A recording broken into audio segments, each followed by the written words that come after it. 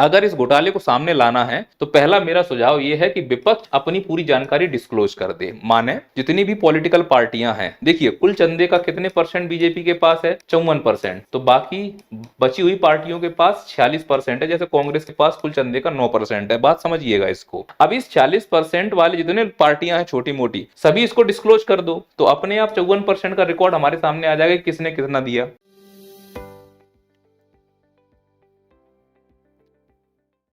इन्हीं पत्रकारों की वजह से इलेक्टोरल बॉन्ड आज चर्चा का विषय बना हुआ है। जो जानकारी जनता से गुप्त रखी गई थी, इन्हीं पत्रकारों ने उस जानकारी से पर्दा हटाया है। इन पत्रकारों का मानना है कि भारत के इतिहास में पहली बार इलेक्टोरल बॉन्ड के रूप में एक लीगल घोटाला किया जा रहा है। लीगल घोटाला कहने का यह तात्पर्य हो सकता है एक ऐसा घोटाला जो सरकार की देख रेख में किया गया हो या नियम कानून का सहारा लेकर किया गया हो। पर कुछ गधे ये मानने को तैयारी नहीं सॉरी पर कुछ गधे ये मानने को तैयारी नहीं है कि इलेक्टोरल बॉन्ड के रूप में घोटाला किया जा सकता है। मैं पहले ही स्पष्ट कर दूं, इस इलेक्टोरल बॉन्ड की प्रक्रिया से भारत की सभी राजनीतिक पार्टियों को चंदा आया है, तो हमाम में सब नंगे हैं। अगर धोती खुलेगी तो सबकी बराबर खुलेगी, बस उसकी ज्यादा खुलेगी जिसने अपनी धोती में ज्यादा माल बांधा होगा। अब स्पष्ट है कि सबसे ज्यादा चंदा तो बीजेपी को ही मिला है। और उसमें भी स्पष्ट कर दूं कि जो इलेक्टोरल बॉन्ड है वो अधिकतम 1 करोड़ रुपए का हो सकता है, और उस 1 करोड़ रुपए का 95% सबसे ज्यादा बीजेपी के पास गया है। यानी मोटी मोटी जो रकम है वो बीजेपी के पास गई है। इस कहानी को आसान भाषा में समझने के लिए पहले आप ये समझ लीजिए कि इलेक्टोरल बॉन्ड होता क्या है और इससे किस प्रकार से चंदा दिया जाता है। बाकी बातें आपको हम बाद में समझाएंगे। आप इस चित्र को देखें और बड़ी आसानी से समझें। मान लो कि कोई एक कंपनी है जिसका नाम है बदनाम कंपनी। यह बदनाम कंपनी अपना बिजनेस आगे बढ़ाना चाहती है। इसके लिए यह चाहती है कि इसकी जान पहचान सभी अधिकारियों और सभी नेताओं से हो। कैसे हो सकती है?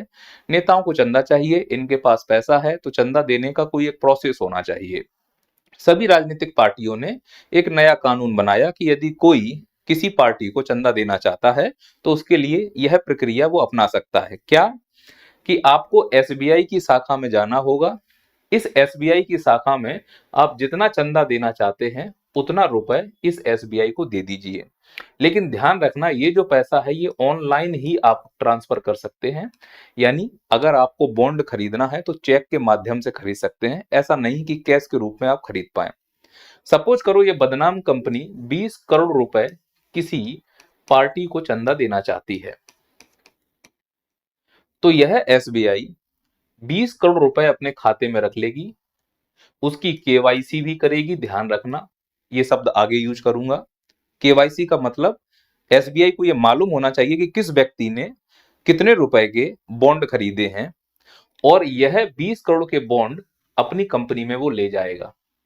और मान कर चलना कि आज 1 जनवरी है, तो जो बॉन्ड 1 जनवरी को खरीदा गया है उसी बॉन्ड को 15 दिन के अंदर वापस से भुनाना होगा। माने जो ये कंपनी बॉन्ड वापस लेकर पहुंची है 20 करोड़ के, यही बॉन्ड वो किसी भी पार्टी को दे सकती है जिस पार्टी को वो देना चाहे। प्रश्न ये आएगा, तो सर जब खरीदने ये गया तो ये कैसे इसको कैश करा सकता है? इसका कारण है कि यह एक बियरर बॉन्ड है। सर बियरर बॉन्ड क्या होते हैं? बियरर बॉन्ड का मतलब इस पर किसी का नाम नहीं लिखा होता है, जिसके हाथ में लग जाता है ये उसी का माना जाता है। नहीं समझ में आ रहा है? आपने भारत का करेंसी यानी रुपया देखा होगा, उसमें मैं समझाता हूं। ओ ये तो औकात से ज्यादा मैंने लगा दिया, ये भाई साहब तो निपट गए हैं, बरसों हो गए इनको देखे हुए, अब इनका कोई काम भी नहीं ना, चंदा तो आ ही गया है बड़े बड़े नोटों से। अपनी औकात वाला नोट देखो तुम, ये 100 रुपए का नोट है, इसको मैं जूम कर रहा हूं तो यहाँ पे लिखा हुआ है मैं धारक को, ये शब्द समझिए, इसको इंग्लिश में कहते हैं बियरर को, इतना रुपए देने का वचन देता हूं, ऐसा हमारे आरबीआई गवर्नर वादा करते हैं। धारक को समझ रहे हो? यानी ये 100 रुपए का नोट जिसके हाथ में आएगा ये उसी का माना जाएगा। तो एक प्रकार से जो 100 रुपए है वह भी तो बियरर है। तो जो बॉन्ड जिसके हाथ में होगा वो जाकर वो कैश करा सकता है, एसबीआई उससे कोई प्रश्न नहीं पूछेगी। तो अब ये 20 करोड़ के बॉन्ड लेकर, एक प्रकार के कागज के टुकड़े, मान लो अधिकतम बॉन्ड की कीमत 1 करोड़ है और इसको 20 करोड़ देना है किसी पार्टी को, तो ये कितने बॉन्ड खरीदेगा? 20 बॉन्ड खरीदेगा 1-1 करोड़ के। और यह 1-1 करोड़ के बॉन्ड जिस भी पार्टी को वो देना चाहे उसको दे देगा। शर्त यह है कि यह पार्टी 15 दिन के अंदर उस बैंक में जाएगी जहां से ये बॉन्ड मिले हैं और वहां जाकर जमा करेगी, तो ये बैंक उस पार्टी के खाते में पैसा ट्रांसफर कर देगी। मुझे एक बात बताइए, इस पूरे प्रोसेस में जब यह बॉन्ड खरीदने आया तो एसबीआई ने केवाईसी किया, यानी कि एसबीआई को मालूम है कि यह व्यक्ति कौन है। दूसरा, जब इस व्यक्ति ने इस पार्टी को चंदा दिया होगा तो ये व्यक्ति बार बार बोलता होगा साहब याद रखना हमें, यानी कि इन पार्टियों को भी मालूम है कि ये व्यक्ति कौन है। और जब इनमें पार्टी में से कोई भी उस 20 करोड़ को कैश कराने गया होगा तो फिर इसने कुछ ना कुछ तो एंट्री ली होगी, मुंह में तो पैसा डालेगी नहीं। कुल मिला के जो भी ट्रांजेक्शन हो रहा है वो ट्रांजेक्शन बिना जानकारी के तो नहीं हो रहा है, यानी पूरी जानकारी है कि किसने दिया, कब दिया, किससे दिया। बस इस जानकारी को अलग अलग रखा गया है। अब इस जानकारी को एक साथ अगर लाया जाए तो कितना मुश्किल हो जाएगा। अब एक बॉन्ड को मैं यहां पर चलाकर दिखाता हूं आपको, जिससे आपको बड़ी ही आसानी हो जाएगी समझने के लिए। सपोज करो कि यह 1 करोड़ का बॉन्ड देना चाहता है, तो जब एसबीआई इस बॉन्ड को देगी तो यहां पर वो एक सीरियल नंबर देती है और यही सीरियल नंबर का बॉन्ड इसके पास यहां आएगा और ये बॉन्ड यहां पर लिखा होगा 123। अब इसके पास आ गया है, इसी बॉन्ड को लेकर ये एसबीआई के पास पहुंचेगी। तो एसबीआई पहले ये कंफर्म करेगी कि ये बॉन्ड मेरा ही है, नहीं तो कोई नकली बॉन्ड ना बना दे। तो इस सीरियल नंबर का मिलान इस एसबीआई के द्वारा किया जाएगा अपने रजिस्टर में कि हाँ हमने इस नंबर का एक बॉन्ड जारी किया था, ये वही बॉन्ड है, इसको पैसे दे दो। इतनी तो ऑडिटिंग की होगी ना, तो ये आंकड़े इकट्ठे किए होंगे ना। अब इस आंकड़े में किस प्रकार का कंफ्यूजन है ये मुझे समझ में नहीं आ रहा है। तो ये है एक प्रकार से इलेक्टोरल बॉन्ड की कहानी। क्या सभी राजनीतिक पार्टियों को मिलेगा? नहीं, सिर्फ उन्हीं को मिलेगा जिनने पिछले चुनाव में कम से कम कुल वोट का 1% हासिल किया हो, इसीलिए गिनी चुनी पार्टियों को मिलेगा और सबसे ज्यादा उसको मिलेगा जिसकी सत्ता रही है। आशा करता हूं कि ये बात आपको समझ में आ गई होगी। कैसा दिखता है इलेक्टोरल बॉन्ड? कुछ इस प्रकार से दिखेगा। ये 1000 का इलेक्टोरल बॉन्ड है, यानी न्यूनतम 1000 रुपए, अधिकतम 1 करोड़ रुपए का आप इलेक्टोरल बॉन्ड ले सकते हो। हम जैसे गरीब लोग 1000 का ही चंदा दे सकते हैं। याद रखना, यहां पर एक विशेष प्रकार का सीरियल नंबर होता है जो नंगी आंखों से नहीं देखा जा सकता। ये इलेक्टोरल बॉन्ड ओरिजिनल है पर उसका सैंपल है ये। यहाँ पर जो सीरियल नंबर है इसको देखने के लिए एक विशेष प्रकार की यहाँ पे लाइट लगाई जाती है, बैगनी रंग की, नीले रंग की, जिससे वो सीरियल नंबर दिखना शुरू हो जाता है। यानी अगर कोई इस बॉन्ड पर नंगी आंखों से देखना चाहे इसके सीरियल नंबर को तो नहीं देख सकता, इतनी इसमें गुप्त व्यवस्थाएं की गई हैं। कुल मिलाकर इसी सीरियल नंबर को मैं यूनिक कोड कह दूंगा। अगर मुझे यूनिक कोड मिल जाए किसी भी बॉन्ड का तो मैं मेल कर लूंगा कि इस यूनिक कोड को ये व्यक्ति ले गया था और इस यूनिक कोड को इस व्यक्ति ने बुनाया है, तो इस व्यक्ति के द्वारा इस व्यक्ति को पैसा दिया गया है। कितना मुश्किल है इस काम को करने के लिए। बैंकों का यही तो काम होता है, ऑडिट करना, पर ऐसा नहीं किया गया। जब इलेक्टोरल बॉन्ड आया था तो हमारे प्रधानमंत्री जी ने इसके लिए स्पष्ट रूप से कहा था कि ये बहुत अच्छी चीज है, इससे हम लोगों को फायदा होगा। हमारे प्रधानमंत्री जी फायदा गिनाने में तो बहुत आगे हैं और जितने भी निर्णय होते हैं भारत में सब ऐतिहासिक निर्णय होते हैं। जीएसटी ऐतिहासिक निर्णय, कृषि कानून ऐतिहासिक निर्णय, कुछ भी करेंगे सब ऐतिहासिक होगा। जब अगर इसमें इतने फायदे थे तो फिर इसके ऊपर फ्रॉड का तमगा क्यों लग रहा है? क्योंकि एक बार हमारे प्रधानमंत्री जी ने कहा था ना खाऊंगा ना खाने दूंगा, पर कथनी और करनी एक जैसी नहीं दिख रही है। कई दूसरी पार्टी के भ्रष्ट नेताओं को बीजेपी में शामिल किया जा रहा है और ऐसे नेताओं को जिन पर हमारे प्रधानमंत्री जी ने ही भ्रष्टाचार का आरोप लगाया था उसी नेता को पार्टी में शामिल किया गया है। तो इससे स्पष्ट समझ में आता है ना खाऊंगा ना खाने दूंगा, ये बातें केवल कहने की हैं, करने की नहीं। शायद इसका यही परिणाम हुआ कि जितने भी इलेक्टोरल बॉन्ड की एंट्रियां थी उसमें सबसे ज्यादा एंट्री 8633 सिर्फ बीजेपी के हैं, बाकी सब आधे गए हैं। और प्रत्येक जो बॉन्ड है वो लगभग 1 करोड़ के आसपास रहा है, तभी ये 6000 के आसपास, यानी 6000 करोड़ के आसपास बीजेपी को पैसा मिला है। तो ये तो स्पष्ट है कि ये जो कहना है ना खाऊंगा ना खाने दूंगा, यह कहने की बात है। तो सर फ्रॉड कैसे बोल सकते हो आप? देखो पहले फ्रॉड को समझ लो कि फ्रॉड का मतलब क्या होता है। फ्रॉड के कई सारे मतलब हो सकते हैं, लेकिन उस फ्रॉड के जितने मतलब है उसकी जड़ में एक ही चीज है जिसको मैं बोलता हूं झूठ बोलना।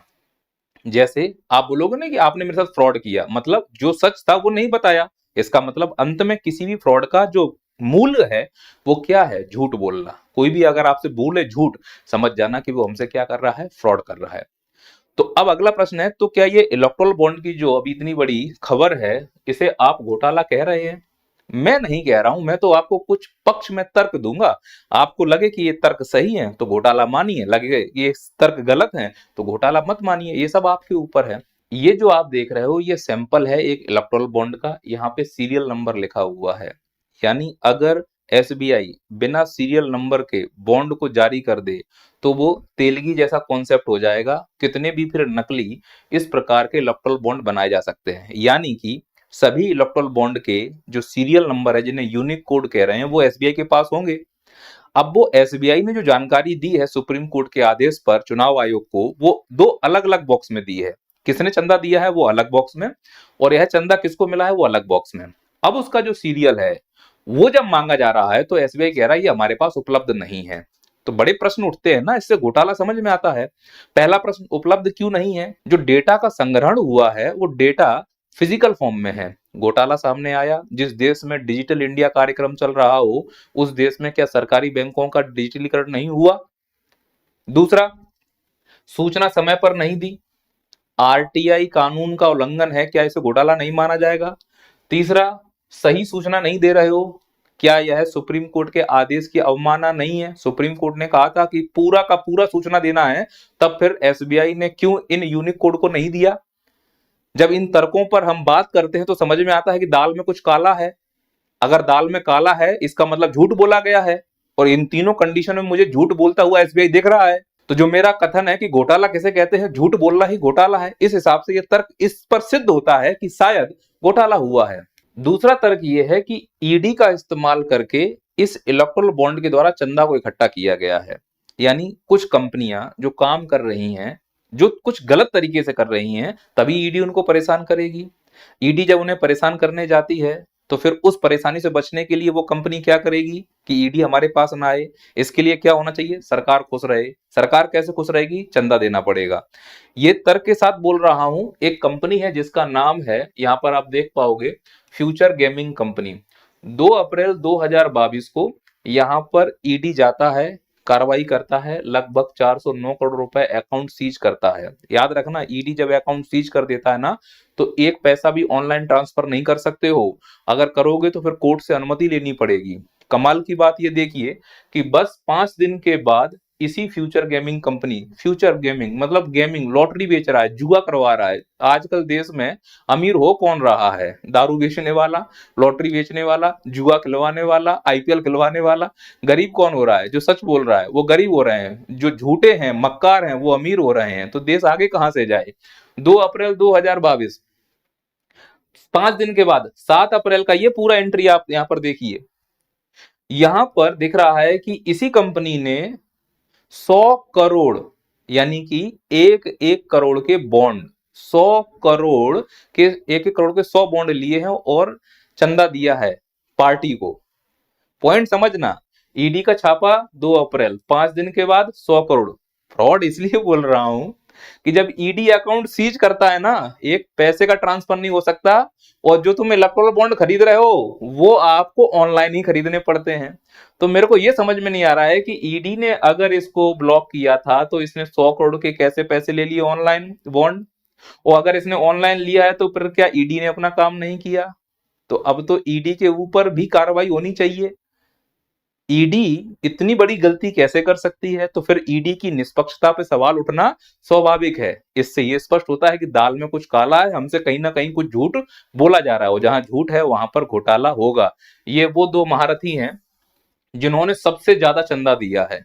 हालांकि किसी बड़ी कंपनी का नाम नहीं आया है, अब वो डिस्क्लोजर और होगा, क्योंकि ये छोटी छोटी कंपनियां हैं, इनको किसी बड़ी कंपनी का ही हाथ होगा। स्वाभाविक सी बात है कि जब कोई बड़ी कंपनी चंदा देगी तो सीधे अपने हाथ से क्यों देगी, किसी दूसरे के द्वारा दिलवाया जाएगा ना।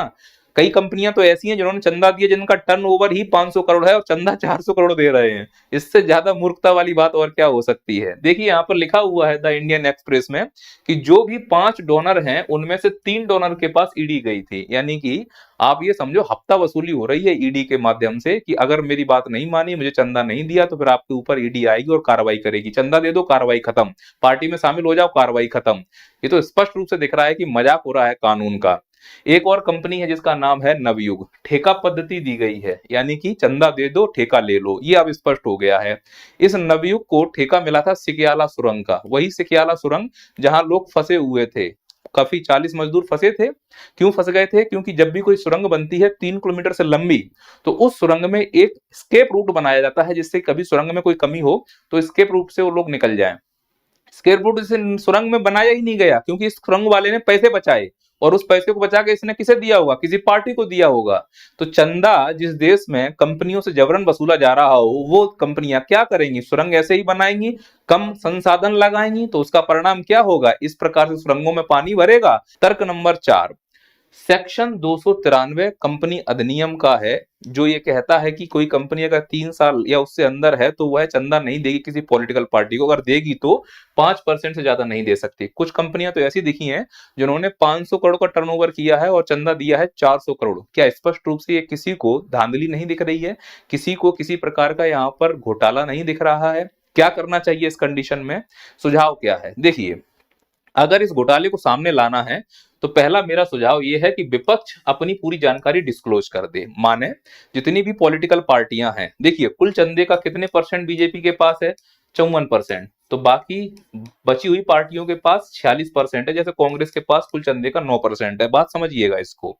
अब इस 40% वाले जितने पार्टियां हैं छोटी मोटी, सभी इसको डिस्क्लोज कर दो, तो अपने आप 54% का रिकॉर्ड हमारे सामने आ जाएगा किसने कितना दिया। पर कोई भी पॉलिटिकल पार्टी ऐसा क्यों करेगी? अमाम में सब नंगे हैं, किसी को देश की चिंता थोड़ा ना है, इनको अपनी चिंता, अपने बच्चों की चिंता है। चलो ये तो होने से रहा। दूसरा ये है कि एसबीआई हमें यूनिक कोड मिलवा दे। अब एसबीआई यूनिक कोड दे देगा तो सब कुछ सामने आ जाएगा, वो चुनाव से पहले देने वाला तो है नहीं है। तो तीसरा तरीका ये बचता है कि पारदर्शिता का आधार बनाकर एक पिटीशन लगाई जाए कि हमें पारदर्शी न्यूज नहीं मिली है, खबर नहीं मिली है, वो सूचना नहीं मिली है, इसीलिए वापस से एसबीआई को मजबूर किया जाए सुप्रीम कोर्ट के द्वारा और वो यूनिक कोड प्रोवाइड कराने के लिए बोला जाए। ये हो सकता है, ये मेरा अनुमान है, मेरा कुछ व्यक्तिगत जो अनुभव है वो बोल रहे हैं। एक और तरीका है कि इस खबर को ही दबा दिया जाए। देखिए बाकी इंडिया में जो भी न्यूज चल रही है वो आप तक तभी पहुंची ना, इलेक्टोरल बॉन्ड की खबर कि आपको न्यूज तक पहुंचाई है।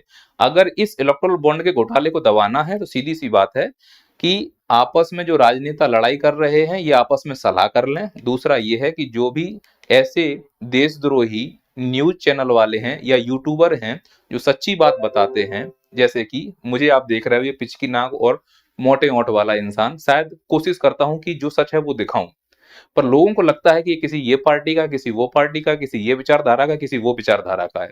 अरे आप लोगों को क्या मिलता है इन सब चीजों से? आप इससे कुछ भी हासिल नहीं कर सकते। देखो किसी भी पार्टी को सपोर्ट करने से किसी को कुछ नहीं मिलेगा। मान लो कि अभी आप सत्तारूढ़ पार्टी का समर्थन कर रहे हो, भविष्य बदलेगा तो पार्टियां बदलेंगी, इससे पहले भी दूसरी पार्टी थी। पर जिन लोगों ने सपोर्ट किया है, जो सपोर्ट कर रहे हैं, डायरेक्टली एक दो लोगों को फायदा हो जाए तो हो जाए, बाकी पूरे समाज को ज्यादा फायदा नहीं होगा। जब तक हम पॉलिटिकल पार्टी का अच्छे से इस्तेमाल नहीं करेंगे और उनसे वो नहीं बोलेंगे जिनके लिए हमने उनको चुनकर भेजा है, हमारा इसी प्रकार से शोषण होता रहेगा। अब कई इसमें जो समर्थक होंगे सत्तारूढ़ पार्टी के, वो ये बोलेंगे कि बीजेपी हिंदुओं के संरक्षण है। भ्रम में है आप। राम मंदिर उद्घाटन में ये बैठे हैं धर्मगुरु, क्या इनमें से कोई अंदर गया था पूजा करने के लिए? अगर आप हिंदू हो तो फिर हिंदू धर्म के रीति रिवाज को भी समझते होंगे। महिलाओं के लिए अच्छी सुविधाएं उपलब्ध करा रहे हैं, महिलाओं के लिए भगवान है। अगर भगवान होते तो ये रीछ जैसा दिखने वाला इंसान जो बलात्कार का आरोपी है, गुनाह सिद्ध हो चुका है, पैरोल पर आता है, हरियाणा सरकार इसको बार बार पैरोल पर लेने के लिए क्यों मजबूर हो रही है? आप समझिए, ये महिलाओं के सुरक्षा करने वाले नहीं, अगर होते तो इनको तुरंत पकड़कर जेल में डाला जाता। मध्य प्रदेश के चुनाव में इन्होंने भागीदार बने थे। लोकतंत्र का रक्षक कैसे हो सकते हैं? हत्यारा सामने बैठा है। नहीं परिवारवाद के विरोधी हैं, आपके पास उदाहरण सामने बैठा है। नहीं छात्रों के हितैषी हैं, ये लाठियां खा रहे हैं छात्र। नहीं किसानों के हितैषी हैं, ये किसान देखिए जो लोग सोचते हैं बीजेपी के युवा नेता कि बड़े होकर हमें कोई पद मिलेगा, मैं बताऊं, एक कोई बाहर से आएगा, तुम्हारे ऊपर बैठेगा और फिर तुम्हारी हालत कुछ इस प्रकार से हो जाएगी। महंगाई को देख लो, नियंत्रित नहीं हो पा रही है, लेकिन चुनाव पास हैं तो डीजल पेट्रोल 2-2 रुपए सस्ते कर दिए गए हैं। अगर डीजल पेट्रोल सस्ता हुआ, सरकार की मेहरबानी है, महंगा हुआ, अंतरराष्ट्रीय कारण है। क्या दोगलापन है ये। कुछ लोग तो ये बोलेंगे मोदी जी शेर हैं। शेर जब 2 कदम वापस लेता है ना जंप लगाने के लिए, तो सीधी सी बात है, अगर मोदी जी शेर हैं तो उन्होंने 2 कदम वापस लिए हैं, यानी पेट्रोल और डीजल कम किया है। जैसे ही चुनाव जीतेंगे तो यही गैस, यही पेट्रोल 400 पार बोल भी रहे हैं हमारे मोदी जी। और कमाल की बात, अगर आप सोचते हो कि सरकार गरीबों की हितैषी है, सोच कर देखो, मोदी जी भरे मन से कहते हैं मैं गरीब का लड़का हूं। भारत के प्रधानमंत्री बनने के बाद अगर वो अपनी गरीबी दूर नहीं कर पाए, तो फिर सोचो देश की गरीबी दूर करना कितना मुश्किल हो सकता है। मैं सबसे यही स्पष्ट रूप से कहना चाह रहा हूं, इस चीज को समझिए जरा आप लोग, कि किसी भी पार्टी का समर्थन करना ना करना ये आपके बौद्धिक विवेक के ऊपर है, पर समर्थन ऐसा करो जिससे भारत की अर्थव्यवस्था के साथ साथ आपकी अर्थव्यवस्था भी मजबूत हो। अगर कोई सलाह देना है तो कमेंट बॉक्स खुला हुआ है, मैं आपकी सलाह का जरूर पालन करूंगा। जय हिंद, जय भारत।